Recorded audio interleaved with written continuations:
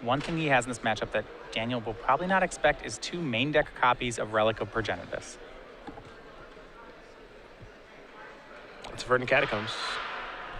Lawver going to go down to 19. He'll get a forest. And one of the things is how explosive is the opening for lands? Cards like Mana Bond can really put these games away real quick. Now, let's see if there's an exploration draw. There is, so that's going to come down right away. Can Joe Force of Will it? The answer looks to be no. Taiga, Gamble. We saw the start from Jarvis, too. That's going to resolve. Still nothing from Lossett. Well, he knows the matchup now. What kind of hate does he have? Daniel with Exploration and Life from the Loam in his opener, more or less, as it's almost usually what the first gamble is for if they don't have it. Yep.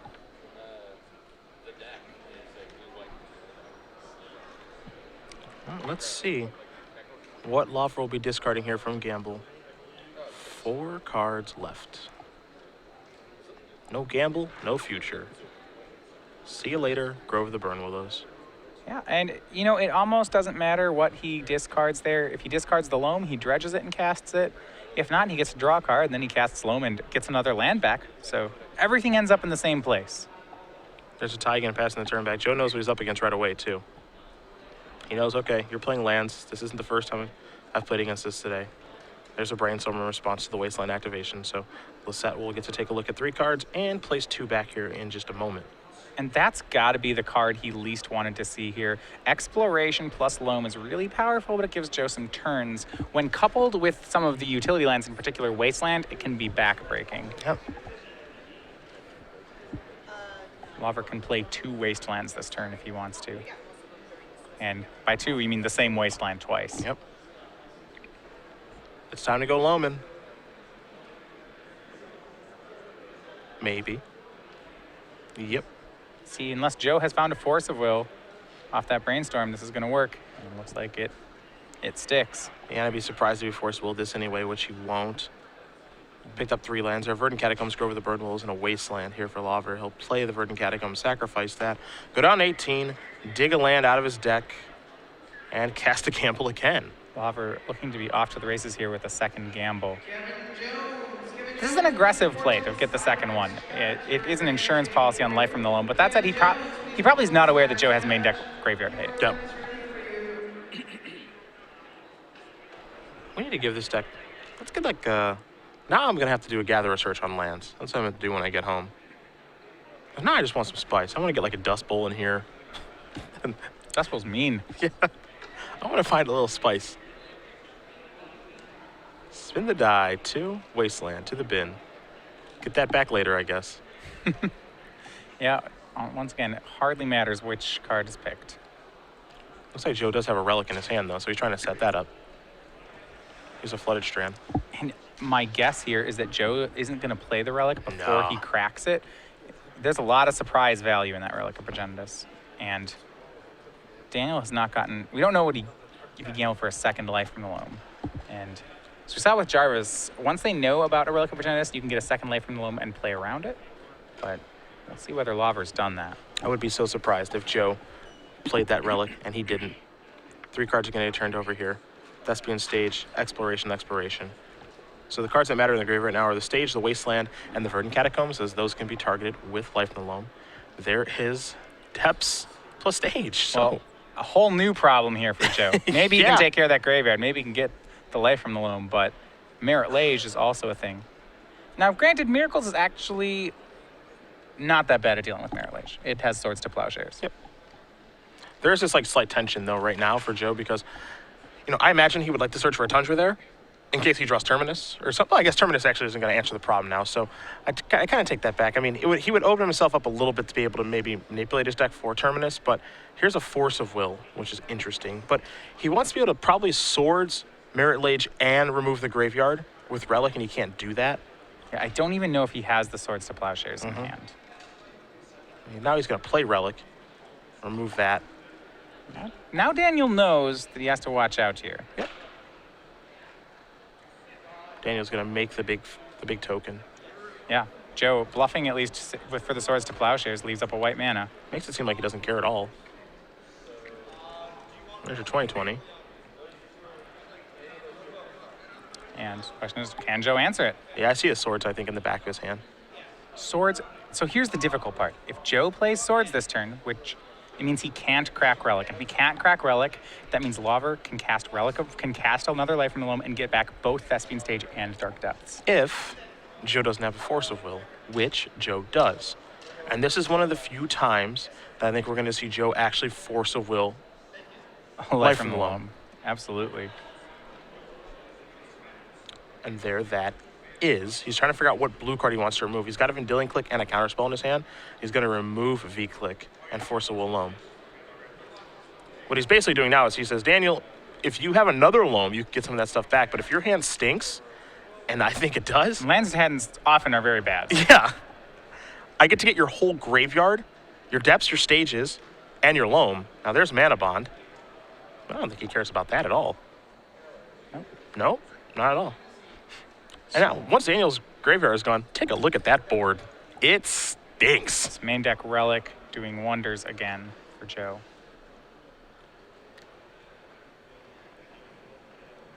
I think you got to nab that graveyard. Because I want to get rid of his Loam, too. Oh, the graveyard is as good as gone here.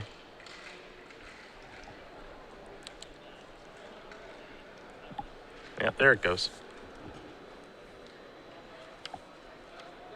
Relic activation. There goes the whole bin. Lossett was in trouble for a little while there. Now he's sitting pretty. Drew a counterbalance off of the Relic activation, but Joe wants to leave up actual counter spell. Here's the problem with the lands deck. He got to do his thing. It was pretty sweet. But now, he doesn't really get to do his thing at all. Yeah, I mean, now he's playing off the top of his deck. He can play 2 lands per turn, but unless he finds a Gamble or a Life from the Loam, his deck's pretty anemic here. Yeah. Joe looks like he wants to play a Caracas this turn, but we'll see. There's a Tundra. Pass the turn back. Patience here from the set. Punishing Fire. We're going to go upstairs. Great draw. He has Grow Over the Burn Willows. This does something. I've seen worse draws. So now while Daniel draws a card per turn, he has something to do with his mana at the very least. But Joe, at some point here, will make a counterbalance, and that will stop all the Punishing Fires. It's about that time. Punishing Fire going to go upstairs in response. Put the set a little bit lower. Well, Set doesn't have Divining Top yet, so it's not lights out for Lawver. Lawver's going to return Punishing Fire. Once Joe gets a Divining Top and can start floating a 2 on top of his deck, that's when the game is going to end for Lawver. Daniel's at 38. Joe's at 16. There's a Tranquil Thicket. Going to cycle that. Pass the turn over. Lossett will draw. Okie dokie. I'll put some pressure on things and treat the Angels. Just a smidge. Now, the only thing that Joe needs now is just, as you mentioned, just a 2. We can do it for 1 Angel and leave up this counterspell, or he can make 3 Angels. And because Daniel's at 38, he probably has to go for the 3. So the reason I like going for the 3 is because my thoughts right now are, what is the worst thing that can happen to Joe if he taps out? Daniel resolves Life from the Loam, probably. Sure. Yeah, that's fine. Can that race Angels? Because he's got to rebuild everything now. Right. Daniel doesn't have a graveyard, so it's like if he draws exactly Life from the Loam or I guess Gamble, it's like he's got so much work to do. So I would be perfectly fine just saying, give me 3 of these things, maybe 2. We'll see. And start to get aggressive and put the shields down for a turn and hope for the best, I guess. Hope nothing too bad happens, which I don't think there's anything too crazy that can happen. Yep, he's going to make 3 Angels.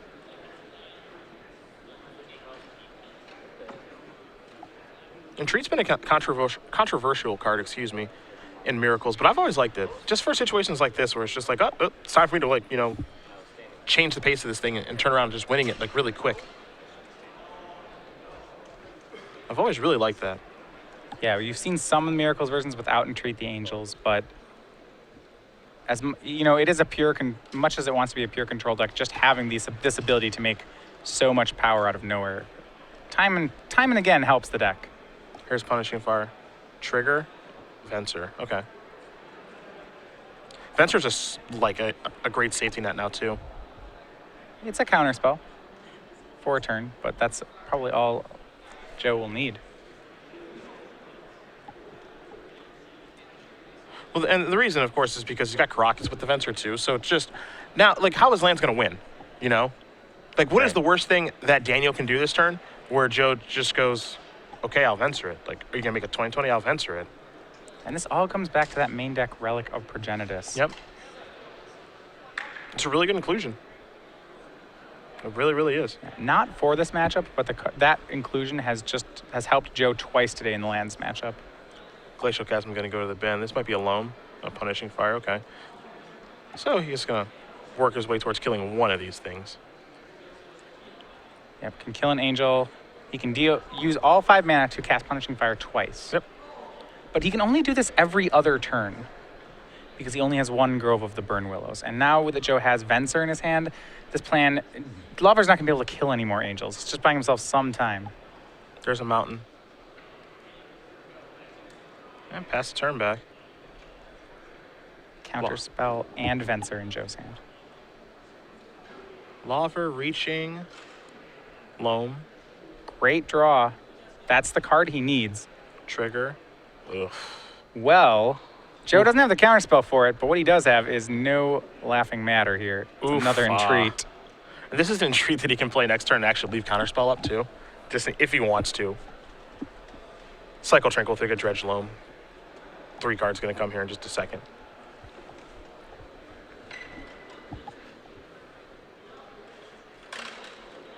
This is with the cycle on the stack, I believe. Yep. Maybe someone's going to use Venser?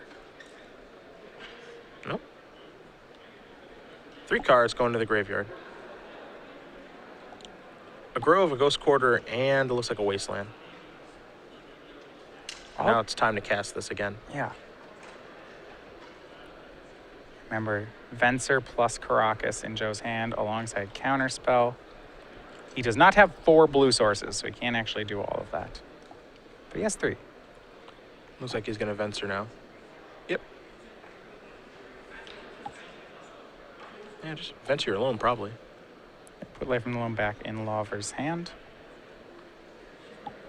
This is one of my favorite Magic cards of all time. Yeah, from Future Sight, Venser Shaper Savant. This is before he became a Planeswalker.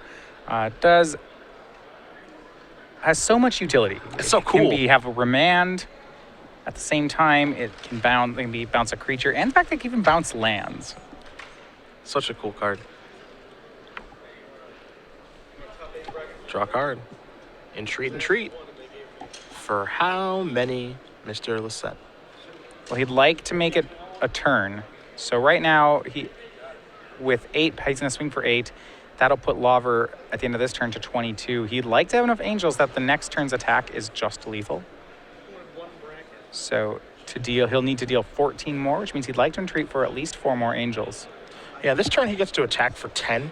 Oh, wait, the Venser, so he only needs 3 more angels. Yeah, so he gets to attack for 10, puts you to 20, and then 3 more angels. Makes it 22. Makes it 20, yeah. And that's exactly the number he makes. Yeah. Daniel drops to 20. And leaves Counterspell up. And he also has the unique ability, because of Venser plus Caracas, to get himself out from underneath Glacial Chasm.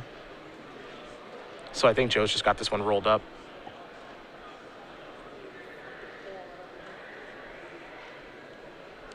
It does look good for Joe game 1. Yeah. 2 mana. Loam. It's interesting. This is in a matchup where it can really go both ways. It's these main deck relics, though, that are doing a number. Mm-hmm. Loam is going to resolve.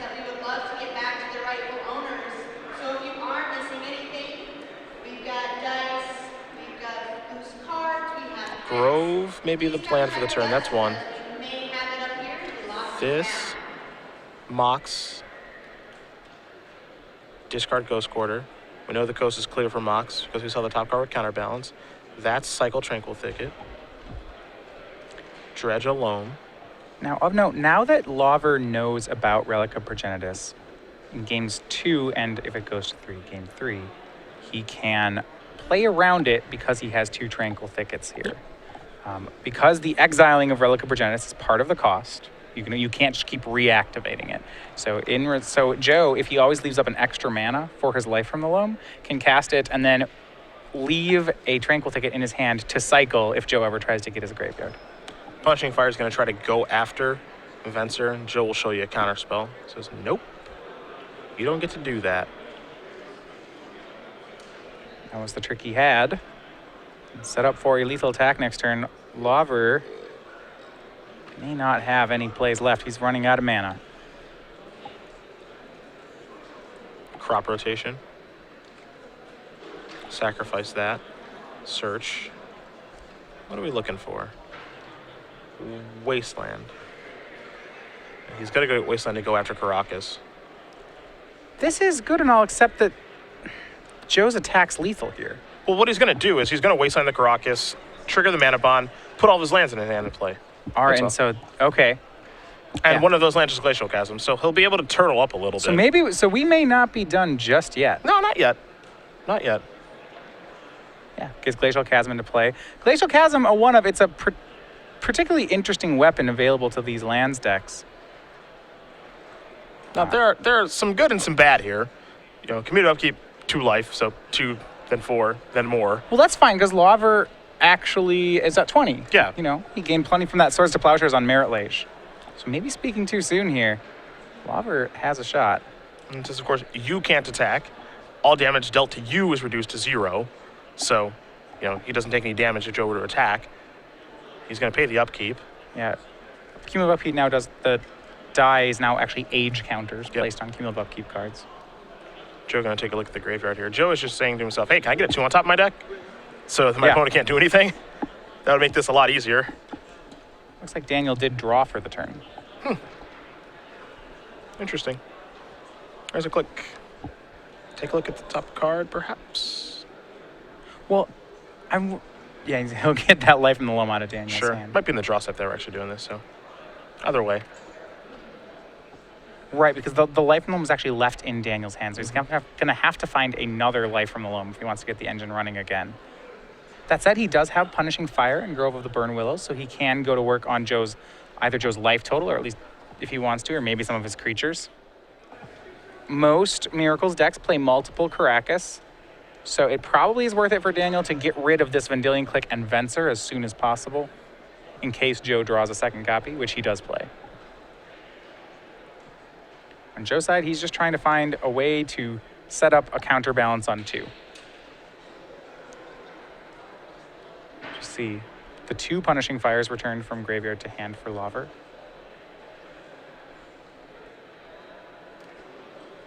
And they're going to go to work on Joe's creatures, so... Does he have a natural 2? No, it's Scalding Tarn. Yeah. I think Joe may have seen the card underneath Scalding Tarn on accident, and that's why I think he's relaying to the judge. Is when he was revealing the top card, I think he's saying right now, I saw the top card, I apologize. Ever the honest magician. I think what he's supposed to do in this instance, and we'll get a judge's ruling, but probably just leave the Tarn on top since he knows that information and shuffle the rest of the deck. Yeah, what they have to figure out is, does Joe know any of the other contents of his deck? You know, did he put any, you know, did Jace put something on the bottom? Did a Terminus happen? Questions like that. I don't believe there's any other known information that has to be preserved, so he'll get a warning. It's a self-call, and then we'll move on. Punishing Fire is going to shoot down these legendary blue creatures. Yeah, 2 copies of it, so every turn Daniel actually, he can start doing a real amount of damage here because he has 2 copies of Punishing Fire. Remember, that was all on Joe's end step. Yeah. So. Joe's just, where's my 2-man spell? Where's my top? Well, there's also some pressure on Lawver here because now he doesn't have Life from the Loam. He has to just keep paying for Glacial Chasm, and that's, 18 to 14. Tick-tock. Next turn will put him to 8, and then it will kill him. Yeah. You're not that safe behind that thing. Time to return some of these, and kill an Angel.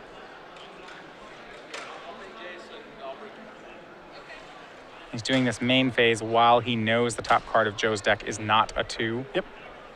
There's Maze of Ith. All right, that's an answer to an Angel. Joe will draw the Tarn. We all know it. There's that. Mystery Tarn card on top. is not terrible with counterbalance because it lets him reset the counterbalance. Yep. Tick up. Yeah, so Daniel goes to 8. He's a little short on being able to deal with these angels. He can Punishing Fire another one, Maze and one, but then it's still 8 power on the board, so he's still dead next turn no matter how he plays it, as of right now. Pick him up. Thanks to the Grove. Pachoo! Shoot 1. We revealed 2 counterbalance, revealing the second one. Island. Yep. I like that by Joe, too. That's actually, it's like super subtle, but it's smart. It's like, yeah, of course you let the first one resolve. And then if you counter the second one, it's great, because if you counter the first one, he won't cast the second one. So how it actually works, all right, he's got a chance here.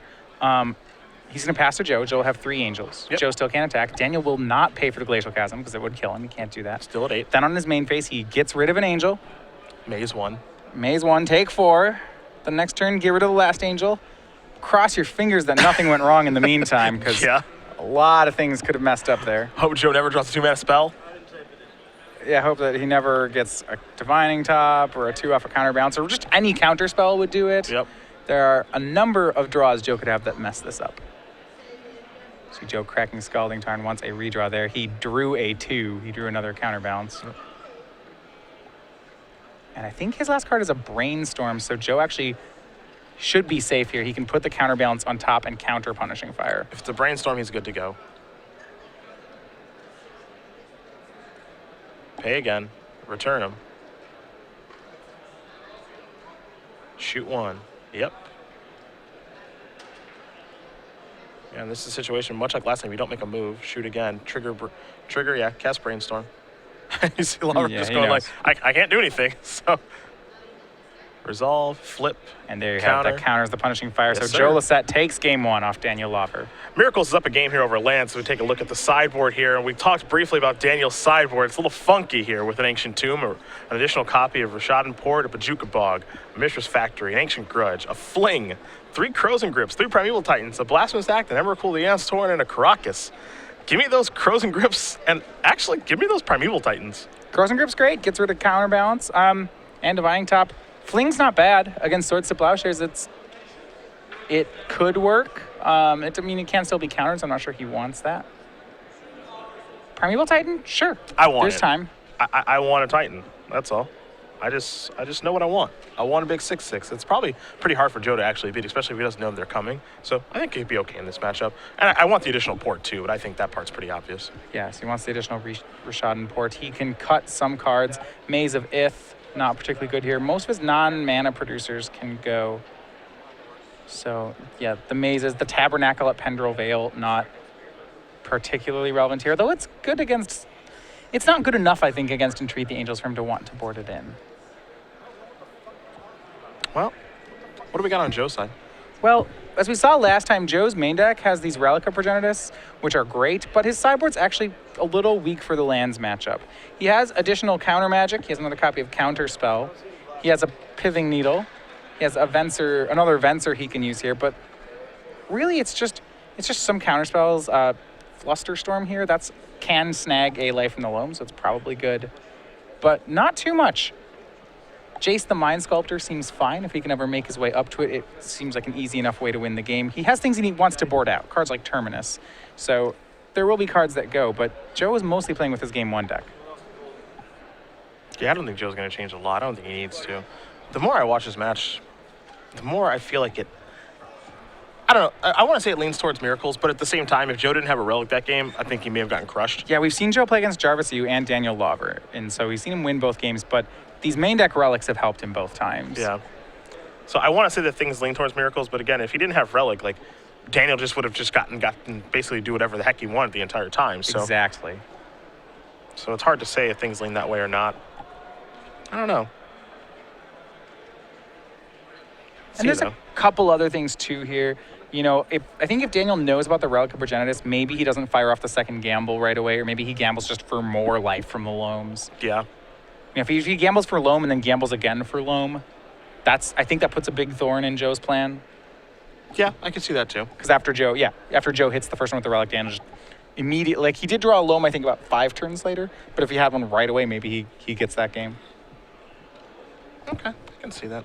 I still think, I mean, Relic is obviously really important, but I guess I'm just not terribly surprised that Joe was able to get game number 1. I do think that things get a little bit better for Daniel, but I don't think that there's like this huge shift where, yes, he does get Crows and Grips, but I don't think that Crows and Grips shift the matchup like heavily in his favor. No, and you're absolutely right here. A lot of the matchup isn't going to change too much pre or post board. Neither player is, I think, significantly changing their chances. I think Entreat's a big game in this matchup. Entreat's great. Sure. Yeah, I think it's so good in this matchup. Daniel can't answer it. Jace is fine. Jay seems good. Yeah. Joe's plan is to exile a life from the loam and then close the game. And if Daniel doesn't have a loam going, Jace seems incredible. Yeah. Yeah, Jace doesn't seem bad. You can punishing fire down a Jace. So, I mean, there's a lot of pressure on these Relic of Progenitus for Joe. He doesn't have another way to hate the graveyard. Yep. That's the big one. Well, we'll watch game 2 in just a second here, but if you are just joining us, it is Cedric Phillips and Matthias Hunt. StarCityGames.com Open Series here in Richmond, Virginia. Just a couple dates left here on Season 4. We're in Atlanta next week. We're in Portland after that. Then we're in Seattle for the Season 4 Invitational, and then all of a sudden, it's almost Christmas time, which means it's almost time for the Players' Championship. So we don't have a lot of dates left here. And this show, I mean, yesterday, if you were here for the standard action, my goodness. That might be the best day of standard we've ever covered. A lot of really great matches. And then coming down to Harlan Fear winning it with a fairly innovative deck with Jeskai Tokens combo. Yeah, another Jeskai Ascendancy deck. Really sweet list. Really impressive win in the finals over Shaheen. You know, Shaheen got game 1, and then Harlan, well, he got game 2 and game 3. He showed off why Jeskai Ascendancy is such a good card. Yeah, a silly Magic card. Over on our backup table, you can see next time is Fred Edelkamp. He's playing against Thomas Vilcek for a spot in the top 8. Fred already has his spot locked up, rain or shine here. Well, Fred's is walking away. I don't know who got the match there. Maybe we can get the result. We'll let you know. Tomas needing a win, though. Sure. Lawver taking a mulligan here. See if he likes the 6 cards he's looking at. Lance is a deck that mulligans very well. Yeah. It's not really operating on the same axis of drawing cards as. And it's a Thespian stage. I that's not good. I wouldn't be thrilled with that start. It's not a mana bond. It's not an exploration. And it's not a colored mana source. Yeah. Now Joe has to be a little bit careful how he wants to lead out. He's going to start with the plains on the top. So update there. Tomas Vilcek winning. So that should put him and Fred Edelkamp into the top 8. Okay. There's a Ghost Quarter. Pass the turn back. Yeah, we are in colorless mana territory here. Joe's going to spin the top on his upkeep. Make sure his draw's good. Consult the gripper. You do see a copy of Hydroblast over there. There's also a Tundra. Looks like a Jace, too. He's happy. We'll draw a card. Counterbalances what he's found. Arid Mesa. Also in hand. There is a Mesa. Pass the turn back. Lawver will draw.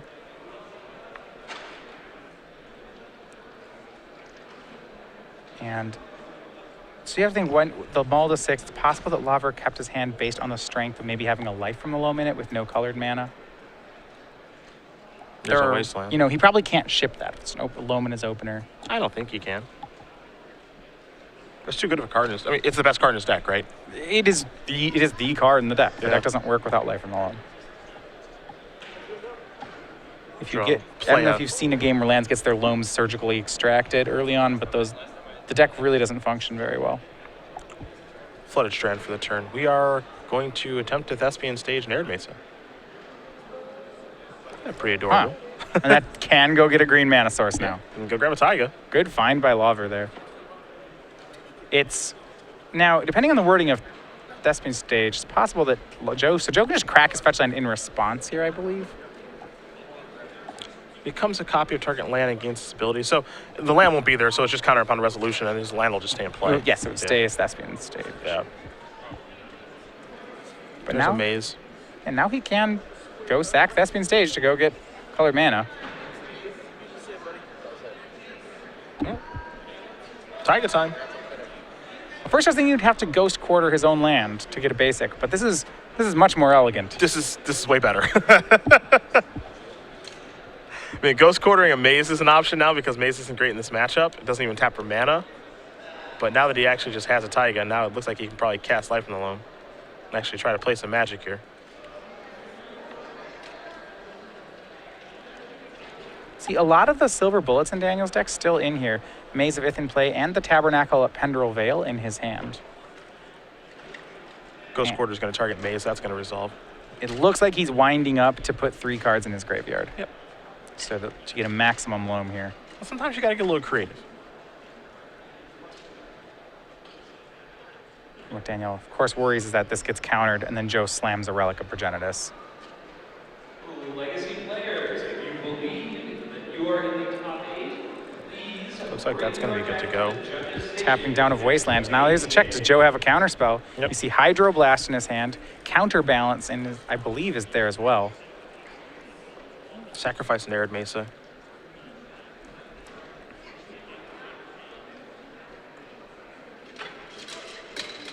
Joe gonna go digging. This is a Plains. Maybe this will allow him to spin the top. See if he's got something else in mind, perhaps.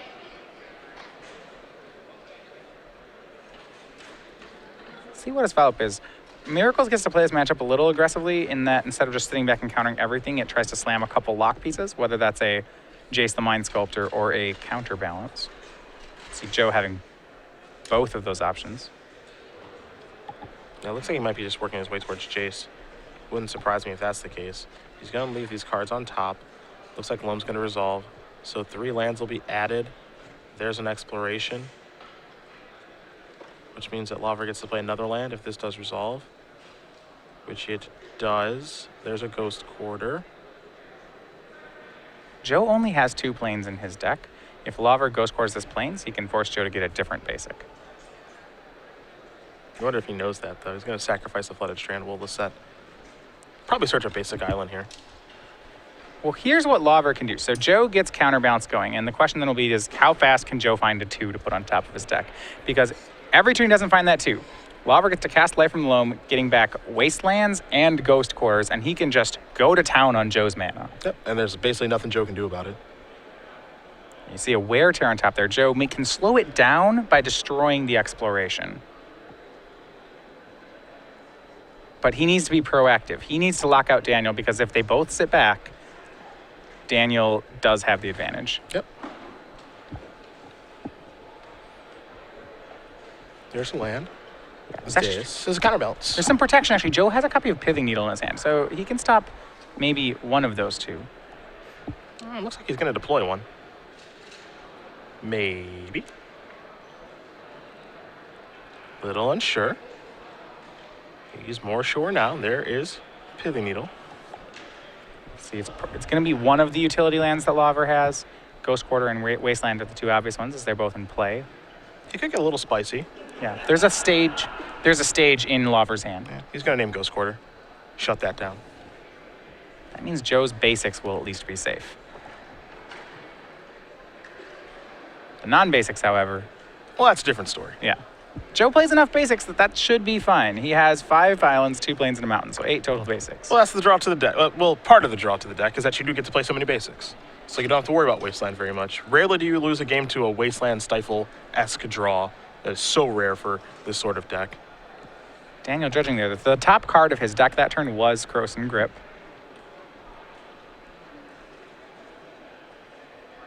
Obviously not something you can play around.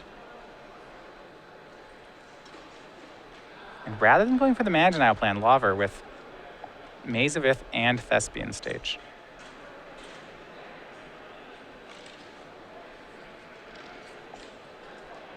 And here's an interesting one. Daniel passes the turn. Joe spins top on end step. In response, Daniel's casting Crop Rotation. Wear Tear. Joe's going to try to blind flip, and it does. Wear Tear counters it as it is a 1-mana spell. Probably not as blind as you think. Wear Tear is a pretty good catch-all to have on top of your deck. It's a 1 and a 2. Yeah, against this deck, that's like the card you float. It counters everything, right? Yeah, counters everything. Well, it doesn't counter Mox Diamond. Great. You can have that. So Daniel is done casting spells not named Krosan Grip. Or Primeval Titan. He could make Primeval Titan. Boom. Who sees that one coming? Gonna wasteland the non-basic. We're going Joe's way now. Brainstorm the draw. Flooded Strand gonna come into play. That can search for a basic island, but I don't think Joe wants to fetch if he's got Wear Tear on the top No, of his deck. the Wear Tear seems like cheating with this, It really with this does. counterbalance. It But really you does. have to pick a number. You can't just have all of them. I'll reveal Wear. Fine, I'll reveal Tear. What is it? There's the unglued card. That's 5 split cards. Oh Put that yeah, on who, what, top. where, when, why. Yeah, you can just counter everything. Good luck. Your turn. Just be Let's get that. Let's get yeah, that in a yeah. All counterbalance right. deck. Yeah, I mean, I don't know how many of the mana costs we cover there, but it's gonna be a lot of them. I will reveal why your spell has been countered. Why? Well, Yes. yeah, it counters 3s, 2s, 4s. It doesn't counter ones? Doesn't counter 1s. I don't know now. 5s. Yeah. All right. Is that all? So it counters everything that costs 2 or more, basically. This card is in the Seattle cube we play at home. He's drawn Wear Tear. Blasphemy. I think he has a Brainstorm to put it back, so it's Yeah. fine. Joe's going to sacrifice a Flooded Strand. At this point, Daniel's attempting to draw the second half of his combo, so he Yeah, the can't depths. do much else. Yeah. So Joe would like to find a Swords to Plowshares, if he doesn't already have one. Yeah, that's like the lock, right? If he draws like a Swords, then he's got the answers to everything. All problems are solved. Croson Grip still exists. Yeah, that's true. That's true.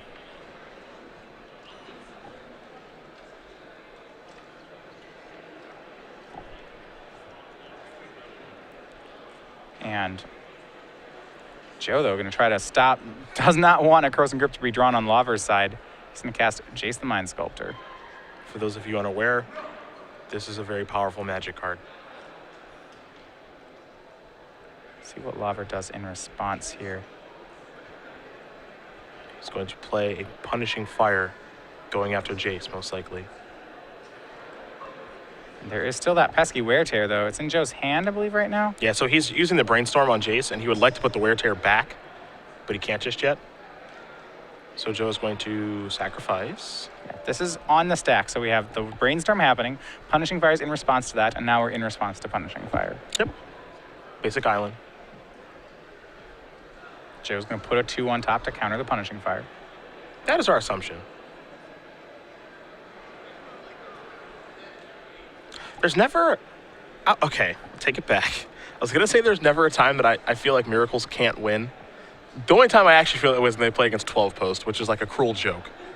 Yeah, that's not a good matchup for them. Yeah, they can't win that matchup. And Joe has even said that many times. He'll walk by here and say, if you guys have me on camera playing against 12 Post, we're not friends anymore. And that actually did happen in Oakland a couple weeks back. But that said, as Jace is going to go down to 1, I always feel like when I'm watching Miracles, they always have a shot Yeah. to beat whatever they're playing against. Like that's part of the appeal. Well, their answers are very generic, right? Countertop's good against every strategy if you can get it going. So Miracles, it always has that. You can draw a counter, Divine Top into Counterbalance, turns 1 and 2, and that's going to be good against decks that play spells, which is, I guess, like everything but Dredge. And it's not even that bad there. That's something I just always liked about this deck is at least you can say they've always got a shot to win. Like it doesn't feel like they ever have an overwhelming advantage. I guess, when they're in this position, it feels like it's hopeless, but you have to do a lot of work to get to this position. Right, Jace in play, countertop going on. Daniel's going to have to try to break this lock this turn. If he doesn't get there this turn, he's probably never getting there. Yeah, here's a loam. Daniel has to announce his targets before this spell resolves. Sorry about that wham jam. Still the 2 and 1 on top. Yeah. It's split counters with counterbalance. Yeah, you see Daniel. What am I supposed to do? I can't do anything. Joe gonna spin top, make sure he doesn't draw a Wear Tear. Yeah, land's great against most of the creature-based decks, but as you see these Miracles and Stoneblade decks moving more and more toward control side of the spectrum, they get harder. This gets harder, especially the card Counterbalance is tough for lands. Yeah, I wouldn't be surprised now if Joe's plan is to float the Wear Tear the entire time and just take up Jason Fate Seal him. Yeah, I think that's what he's gonna do. Like the top cards, there's so much dead air. As long as the in card's Daniel's not deck. Croson Grip, that's great then. Yeah, it's like if it's not Grip or if it's not Dark Depths, I think that might be it. Yeah. If there are 2 of them in a row, then Daniel can get something going perhaps, but Joe still has a full grip. Yeah. There's the wooded foothills. Daniel's just going to put it in play because Joe knows it's there. It does let Daniel shuffle after a Fate Seal. Yep. Joe going to put counterspell on top.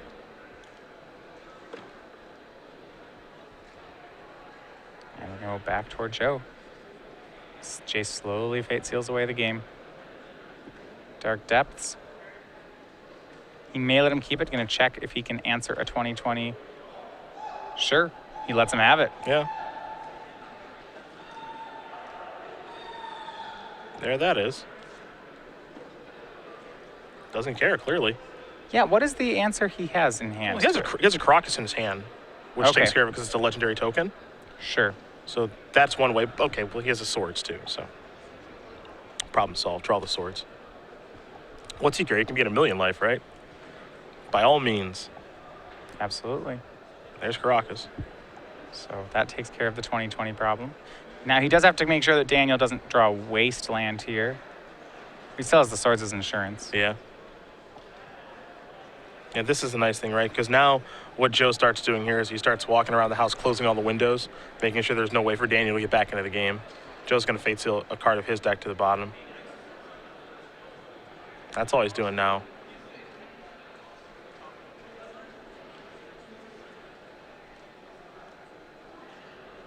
And how can Daniel break out? He gets a chance here to crack a fetch land and get a random card instead of the one that Joe chooses to give him.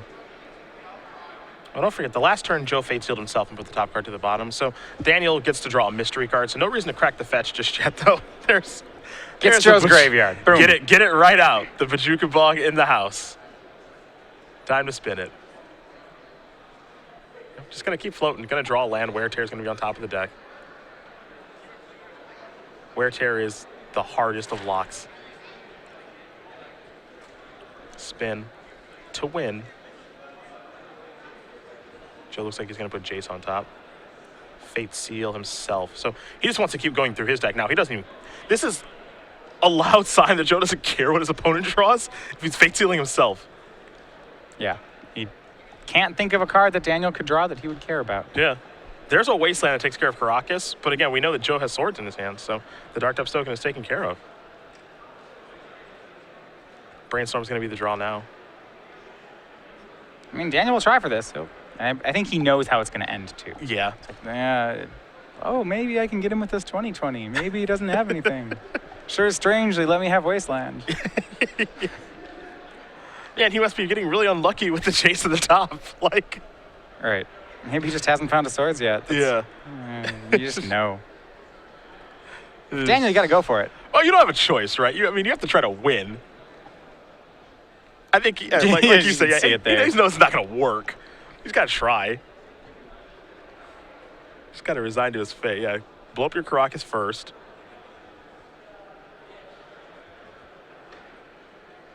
Now activate my Thespian stage, copy Dark Depths, and do this whole song and dance. So he'll get his 2020 token out briefly. Lose both of these. And Joe will go reaching. I mean, Joe might even have like a Venser here or something. I don't know. 3 mana. A Vendilion Click. Okay. See a Punishing Fire and an Exploration. Get a little creative. Yeah, there's a Swords. He didn't. Oh, yeah. Okay. Yeah. He did tap okay for Yeah. that. Well, Daniel's up to 39 now, so, Lucky him. yeah. But that's not how Joe was winning anyway. That's 39. So much life. Ugh, 38. Never mind. It's kind of in the story of our bubble rounds. Lots of life points. Yeah, yesterday. Yesterday was, like it wasn't. 50? It was 55 Yeah. yesterday. So That's a lot. this is just a mere 38 on Daniel Lawver's side.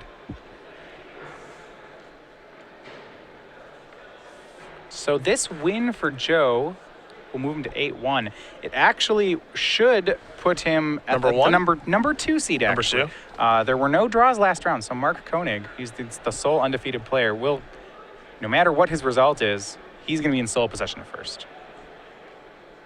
Given the beats.